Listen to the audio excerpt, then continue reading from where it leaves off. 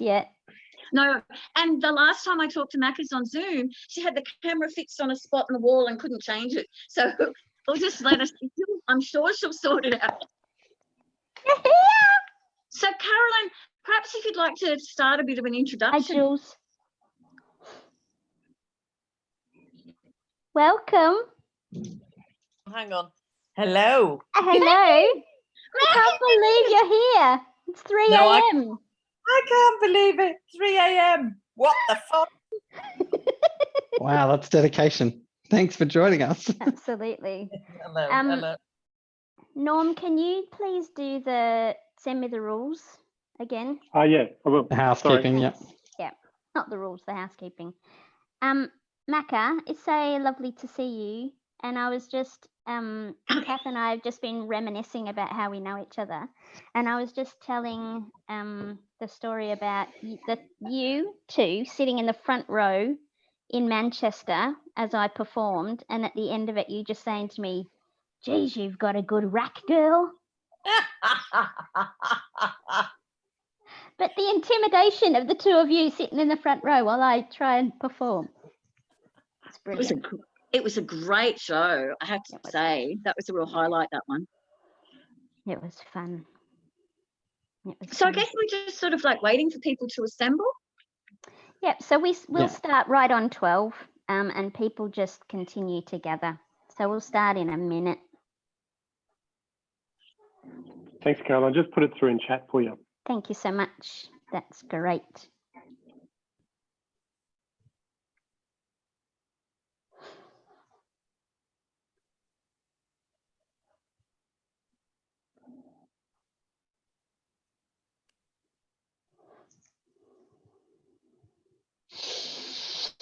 Oh, a few deep breaths. It's a good idea. Oh, shoulders a bit dodgy.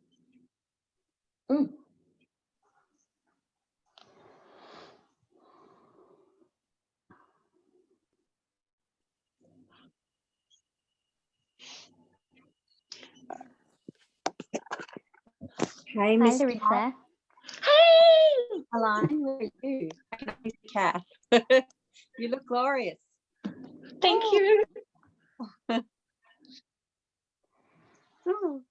Hi, everyone, and welcome to today's Little Lunch Online, hosted by our amazing friends at Feral Arts and the Arts Front. My name is Caroline Bowditch, and I am lucky enough to be the CEO at Arts Access Victoria. I want to just start by acknowledging the land that I am coming to you from, which is the land of the Boonwurrung people. I'm on unceded land, and I acknowledge their elders past, present and emerging, and any First Nations people that might be joining us today from wherever they are. Please feel free to share where you're coming to us from in the chat on the side of the screen. Just a few housekeeping notes. Today's little lunch is 30 minutes long, even though Kath and I could talk to each other for weeks, if not years.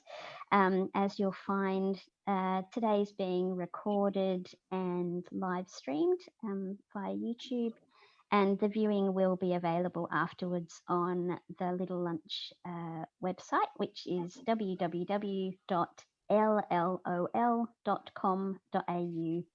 And that is usually pretty available in a very speedy way, thanks to the incredible technical abilities of these people. Please keep your mics muted if you're not speaking. And as I said, you're invited to introduce yourself in the Zoom chat and say whose country you're on today. And please use the chat for any questions that you might have. We've got live paraphrase captions today. If that's something that you'd like to make the most of, please click on the CC, the closed caption button at the bottom of your screen. And also we have the fabulous Michelle as our Auslan interpreter today. If you want to get a clearer view of Michelle, please click on her image and pin her to your screen so that she'll remain your main focus whilst we get on with our chat. This is amazing, and this is actually a conversation that I've been wanting to have with Kath for some time, and it came out of a conversation that when we did a little lunch with Maddie Little, who's also with us, a couple of weeks ago. Colleague of ours, Jeremy Hawkes, asked the question about, is there a disability arts movement in Australia? And Kath, who is a legend, it's the only way I can describe you in kind of disability arts and the disability rights movement here in Australia, but also internationally. Her CV is as long as my body, and the amount of things that she's done in life and the conversations that she's instigated, the way that she has progressed, the thinking and the dialogue around disability arts, disability and sexuality, so many other things, has been significant. And it's just an honour and a pleasure to be having this conversation with you today, Kath. So Same. so much for joining us and being here. And thank you all for being here to be part of this conversation. Kath, we've been doing some reminiscing, but I want to really start with asking you about, what was the first disability arts project that you worked on? When was that? What was it was 1987 or 86, and I was a student at UTS in Sydney, the Uni of Technology, and I was studying video and film and other things, and actually working at Triple J as a journalist casually. And I was approached by the Australian Quadriplegics Association, we just call AQA in Sydney, and they wanted to they had funding, local funding, to make a video with some of the only guys, which I thought was really weird, but these wheelchair using guys that came to AQA.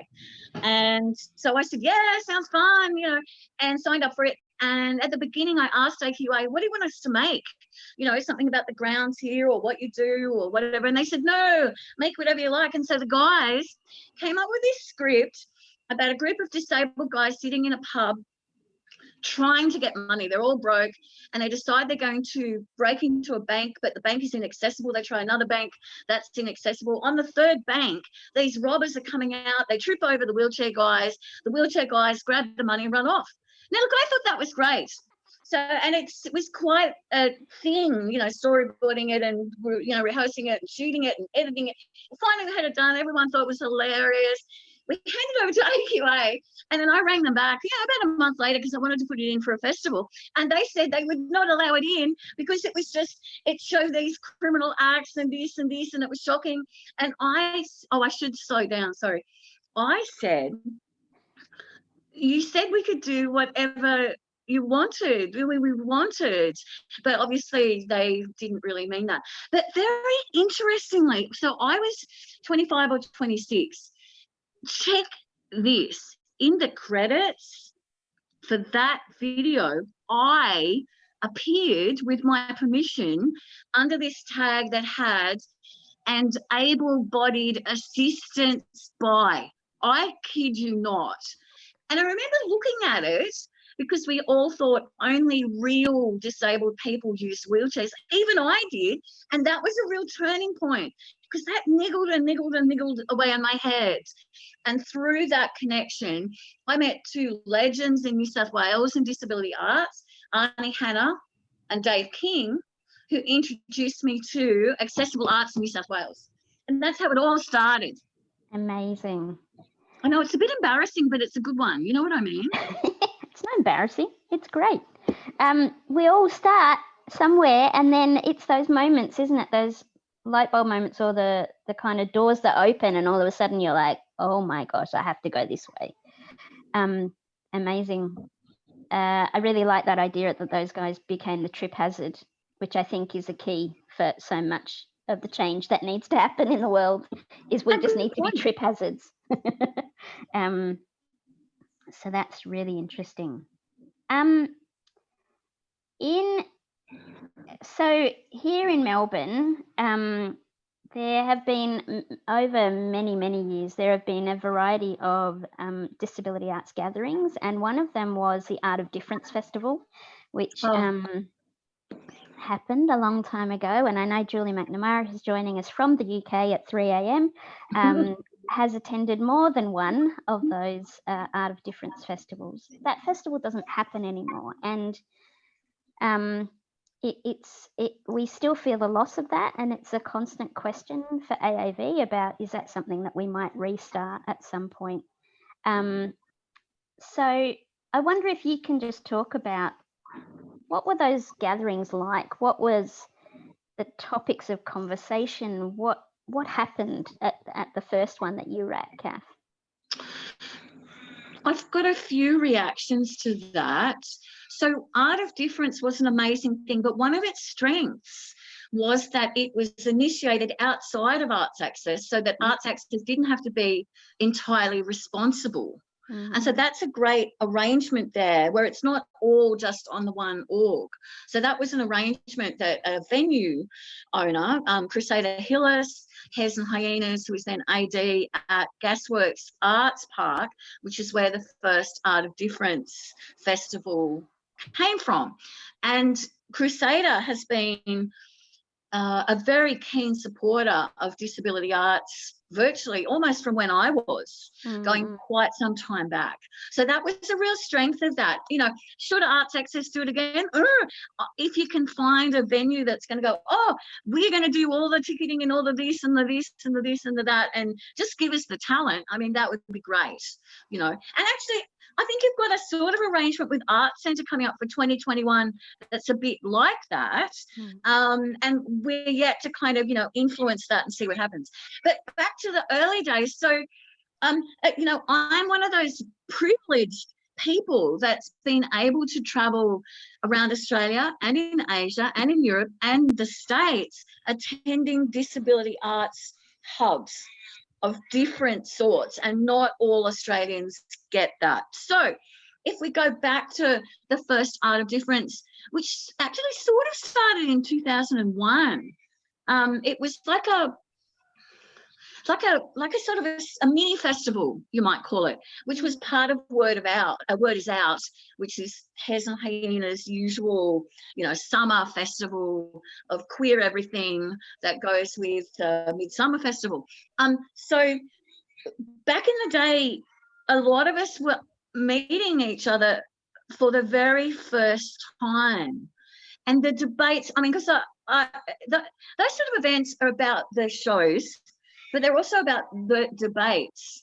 And sometimes the shows become a bit blurry, but what you remember are the things that people talked about. Like, I remember at a really early Art of Difference getting in this heated argument with somebody, I don't remember who, about the word disability and her favourite version, which was diff, D-I-F-F, ability, and arguing about it. And we don't get to have these sort of conversations about identity face to face very often. And while that wasn't perhaps the happiest conversation I've ever had, so we had these little meetings, and it was this, I think the first one was like a 3 or 4 day event, and it stayed like a 3 or 4 day event. So you got to be able to linger in this alternate universe. Like, you ate with all the Crips. Oh my God, you know what they also did that was just amazing? Sorry. After a few years, something that was very radical in Australia at that time, so maybe by now it's 2007, sorry, I'm guessing at the date, I'm not very good with dates, but what Crusader decided to increase the deaf audience potential and deaf cultural interaction with the festival was to employ a deaf consultant who was deaf to sort of take over about a third of the festival. And so in all the shows, there were always about 30% deaf audience, and I've never seen that beaten in Australia. So, I mean, I could go on, but we haven't got the time. But Art of Difference really got the ball rolling. And if you look at other states where they've had these key festivals, like South Australia with High Beam, that you get culture and development and funding and offices and people and shows and art coming out of where festivals have been. That's undeniable. And it's a much sort of drier culture, you might say, in places that have never had festivals in that way, like Sydney and Adelaide have had. Melbourne. Did I say Sydney? Sorry, I meant Melbourne. You said Sydney. It's fine, because I grew up in Sydney. I get confused. I meant Melbourne. Sorry, everyone. It's so fine. I think that I mean, there's a whole conversation. Maybe it's for another day. I think it probably is about language and where that comes from and who controls it. And it's a really important one to be having, and it's one that we're making a stand about at AAV, positively or negatively at the moment. Do it. And I think it's a very interesting thing. The project that we worked on most recently together, Kath, was this incredible project that you directed in collaboration with the University of Melbourne, University of Sydney, and AAV, which was called the Last Avantgarde. And I wondered if you wanted to just give us some insight into what that was like for you. Why was that important? What did it find? And it ties specifically for me into this stuff about the exploration of the disability arts movement in Australia. The Last Avantgarde project started from what I saw as a very public debacle. It was hilarious. It was this one-day event at Melbourne Uni, which was the first half of the project, which was just, I think, 6 short videos. And so there was a panel of non-disabled people up on stage talking about it. And someone in the audience who I don't remember, but I adore, got up and said, "Where are the disabled people?"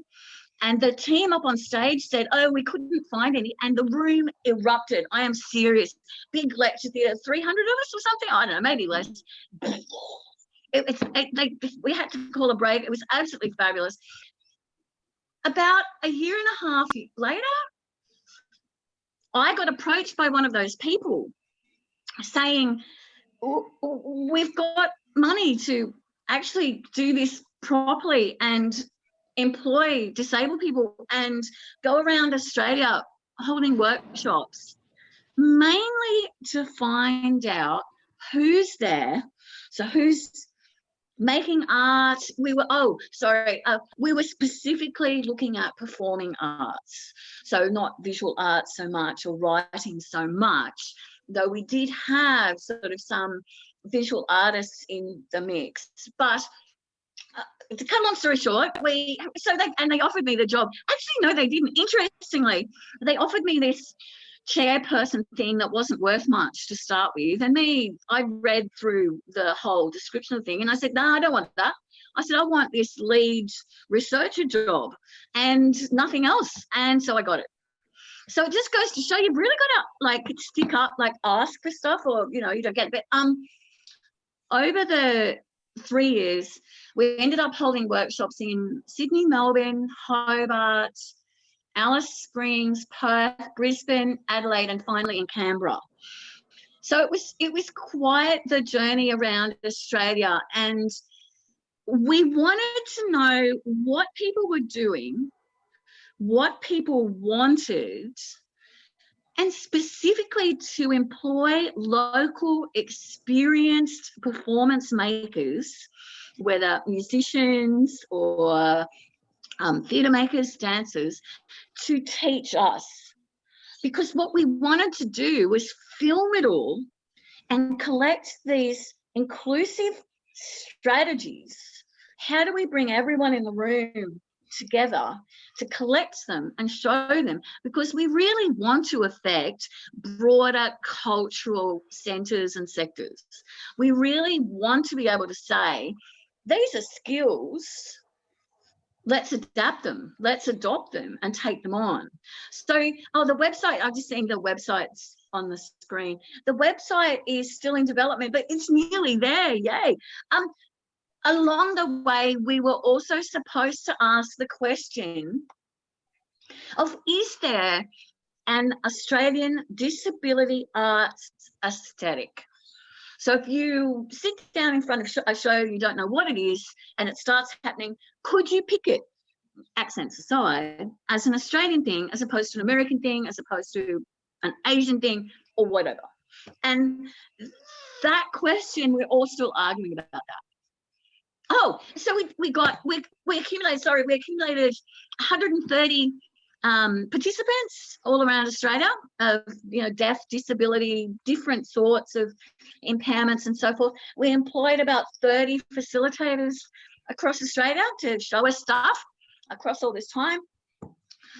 And we've probably got, I don't know, hours of footage that we've kind of cut into these little chunks. And we've got a few broad statements we can make.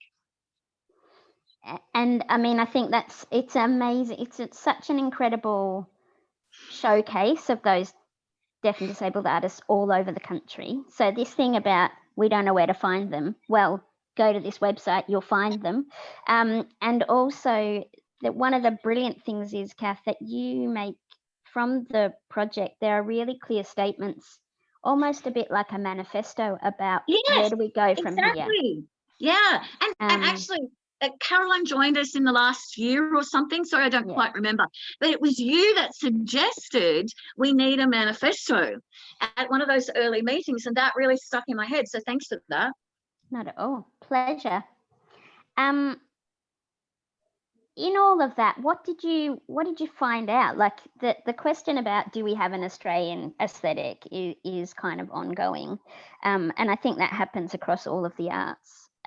Generally, disability or not, is about do we have an aesthetic. But what was the most interesting thing that you found or that surprised you about the artists that you met, or things that you found out, you discovered on that journey about disability arts in Australia? I can't remember exactly what's on the website, so I'm just coming on what I think was most important or is most important now from the time. But perhaps what I wasn't expecting is across the sector, so across these 130 people, the emerging performers, dancers, etc., were quite enthusiastic. Anyone that was slightly above emerging is very cynical, tired, feeling neglected, and there is no professional pathway.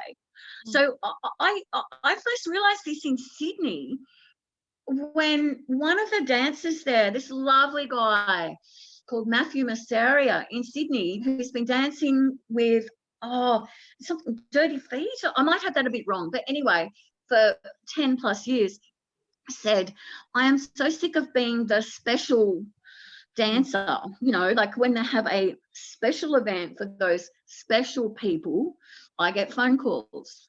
And he moves amazingly.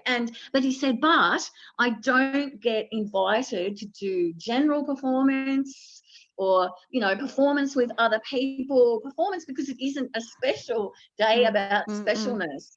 And that really stuck in my mind and went across the whole range of the other workshops. Is this, where can we go? Now, if we think about the jobs in Australia for deaf and disabled artists, there's yours and somebody else's. You know what I mean? I mean, really, realistically, unless you're one of those people who gets it together to write amazing funding application after funding application, and lots of people do, and bless them. But that was a really key factor, is where is the professionalism, where is the career development? Because I think a lot of disability arts orgs around Australia are quite focused on the emergings and less focused on the experience. And in a way, then a whole lot of skills get shed and wander off. And people are like, oh God, I know, look, there's nothing wrong with a massage or social work career at all, but you'd be amazed how many disabled people I know who leave the arts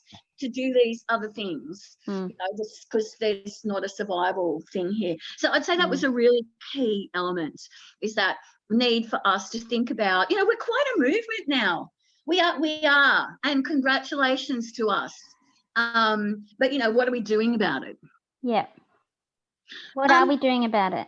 Well, good What question. could we be doing about it? Like, I think this is a question about what could organisations like AAV be doing about it, and also what could the kind of wider sector be doing about it to kind of enhance that? Well, I've been talking actually to the great Fiona Toomey about this, because she's been reading Bree Hadley. Hi, Bree. Bree's here too. Bree Hadley has been writing, maybe it was somebody else, but anyway, about decolonising disability in that sense of one of the strategies we have to get our heads around is that a lot of disabled people don't work individually as the sole leader, the leader against, all odds and love. Most of us work in teams and split ourselves and our energies across teams. And so if we want to open up the field, we pretty much have to change what we think of as the field as regular practices, which I think the project was trying to do as well, that we worked on. In that sense of we had 4-hour block workshops that start at midday, and we served food. It's stuff like that. It's kind of shaking up, like saying, the regular 9 to 5 plus hours for people who work in, performance and stuff, doesn't work for us. It excludes us, sure, but, it doesn't really work for us either. So working with the skills we've got on the factory floor, how can we change this to make more room for everybody? I think that's a really key thing. But some of those other guys are kind of a bit further down the track. Like Fiona posed the question of, what does disability-led work look like when previously, and back when I started working in this area, it was all CACD, which is community arts and cultural development. That sort of cap in hand, ching, ching, ching, charity thing, that's kind of gone now. But so what is this new age where we've actually got access to different ways of doing things? What are we going to do with it? Sorry, that was so elaborate. No, it's great. And they're such good questions. And I think they are. I mean, I have the pleasure of working with Fiona as well, and they're the questions that we're throwing up, and I think it's really interesting from having lived in the UK, where disability leadership feels so much further ahead than it has been here. So I think there's something interesting. There's lots of there's lots of examples, and there's lots of learning, and the concept of CRIP time and QUIP time, which is a new one, which is queer and CRIP time, and what does it look like? And we've been thinking / talking about what happens if we shift the centre. What happens if we build everything around what we need it to look like, rather than trying to fulfill what it looks like? And Corona is really this kind of new scenario that we find ourselves in is a really great opportunity for us now to be saying, how do we want to work?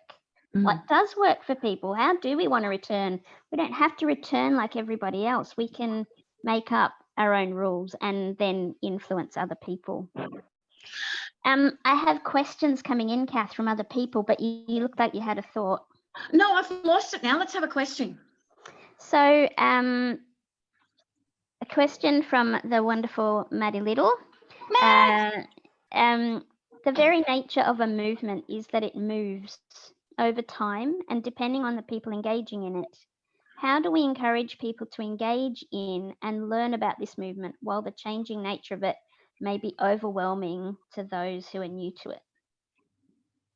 Good question. And I remember Jackie Brown answering this sort of by saying, we are all at different stages in this journey. I think one of the complications about being disabled is that a lot of what I've done with using scissors, moving my hair, something, I've had to come up with myself. And so we struggle a bit with this thing about trusting and connecting with others who are different, because a lot of us have had to drive our own engine. And I think this is one of the points where we have to be able to acknowledge the skills that are here, not always be reinventing the wheel, but work with the talent that's here and acknowledge the learning that goes both ways. I mean, in Quippings, the new people that we brought on always taught me more than I ever taught them. That's very generous. I think it was probably a very strong exchange, Kath. As a final thought, and this has come from a Phil's Insight, which is a lovely one. Thinking about what could it look like in 10 years from now? Like, what could it look like in 2030? Thinking about your manifesto, what could the arts sector look like, or should it look like in 2030? I think we've got to grab every leader by the throat and insist that within, I mean, I'd like it to happen tomorrow, but that number, that 20% number, that if you take any public funding whatsoever, state, local, federal, that 20% of that amount of budgeting, I'm only talking about arts, but I'd love to see it across the board, goes to deaf and disabled people, productions, access, however it's spent. But that, that no taxation without representation idea, that apply to us. I would love to see that. Just while I'm on it, I'd also like to see all universities across Australia waive all HEX fees, or whatever they call it these days, for deaf and disabled students, full stop, end of, no argument. And to encourage more of us to have, because a lot of uni, arty things are accessible, unlike a lot of private arty things. So there's nothing to stop us. Oh, that's the other thing. We need more management skills, us Crips. We don't get the management opportunities. Mac has talked about this once, actually. I'm just going to try and be really fast. Mac has referred to the fact that when they started to do disability-led broadly across the UK, some people just didn't have the management and financial experience. And so they brought in non-disabled people with the specific remit of teaching management skills and then fucking off. Would love to see that across the board, not just the arts, across the board. Yep, absolutely. Oh, Kath, it goes like that. It's too fast. There has obviously in the chat, people are just saying this is such rich and important conversation to be having, and we have it so rarely, and people want more of it. So thank you so much for joining us today. I'm guessing that it's, I mean, we need to do a part 2, really. And maybe it is some of that long-term dreaming about what does it look like? What do we need to still be learning? But thank you so much. Thank you to all of you for joining us to be part of the conversation. But yeah, thanks, Kath, for your generosity and wisdom. It's greatly appreciated. Just before we finish off, just to say that the ferals are going to take a breath, which is much needed for the next 2 weeks at least, from the little lunches. They're just going to have a mini break. We're not going to let them go forever, but that they're going to have a break because they've got to get on with some other stuff. This is kind of takes over everything because they're doing such a brilliant job of it. So the little lunches will come back in early July. The start back date is yet to be determined, but we're all on a mailing list, so keep aware of when that's going to happen. And one of our first conversations that we will come back with on the Thursday, focused on access, is going to be with the brilliant Bree Hadley from Queensland University of Technology, and we are going to talk about allyship. How can you be a good ally to deaf and disabled artists? So that's our next hot topic. So yeah, keep connected, and we'll look forward to catching up with you all in July when we get back, and thanks again for all joining. Bye, Macca. Go to bed now.